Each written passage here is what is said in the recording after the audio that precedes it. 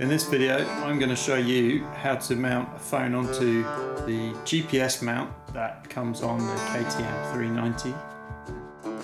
This GPS mount is also found on the other KTM bikes like the Duke, the 790 and the 1250, or whatever it is. Here is the bracket that's used to mount on the bike. You can see it's got a bar. This one's got a 12 or a 20 mil bar option, and that mounts into where the GPS mount is on the bike. We then use a selection of quad lock accessories to mount onto the bracket. This item here with the blue tab is the locking phone lever. We have an anti-vibration mount. I'm going to use the 12 mil bar clamp. Next, I'm going to show you how to put it all together. Okay, so first up, I'm going to mount the bar clamp into the middle of this bar. We can position it.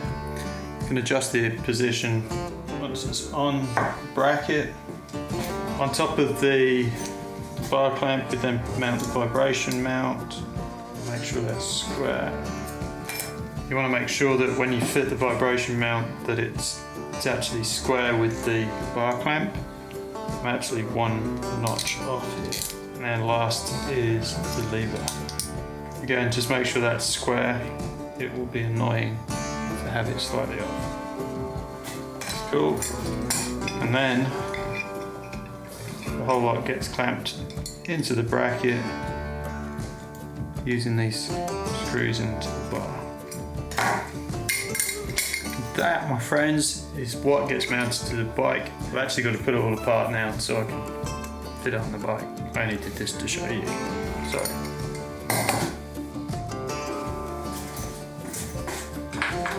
The first thing we need to do is take the windscreen off.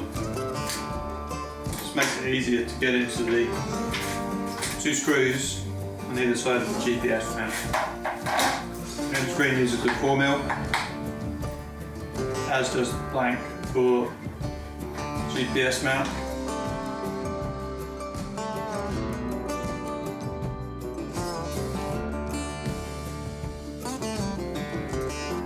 We need to retain these captive nuts so that we can put them on the new bracket. The bracket came with some horrible silver screws. I'm actually going to use the OEM screws because they look much better. Okay. I took the captive nuts off. When they come off the plastic OEM mount, the tab that they come off here is thicker than the folded piece on the new bracket that they need to go on. So in order to ensure they don't fall off, you have to squeeze them together like that. Okay, next. This needs mounting in the top of the windscreen column here.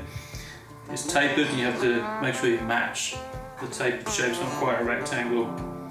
There we go. So that's now on. Put the screws up, make sure it's lined up.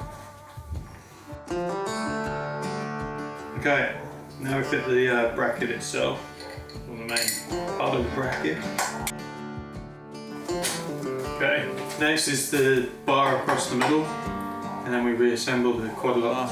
2 screws, 3 mil Allen key. I've kept the bar clamp from quad lock on. Okay, I'm just centering that bar clamp by eye. Anti-vibration mount now. Anti-vibration mount is fairly essential for camera phones because vibration from your bike does ruin the lens system on modern camera phone. There we go. Next step in the process is to put the windscreen back on.